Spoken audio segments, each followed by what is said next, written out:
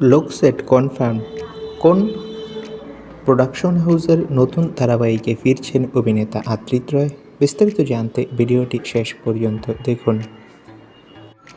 বাংলা বিনোদনের চ্যানেলগুলো টিআরপি লড়াই কিছু নয়। চ্যানেলগুলোর মধ্যে অহরহ চলছে টিআরপি দখলের লড়াই।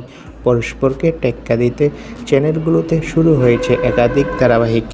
গল্প একটু ডিমে তালে এগুলোই বদলে যাচ্ছে স্লট, বন্ধ হচ্ছে সিরিয়াল।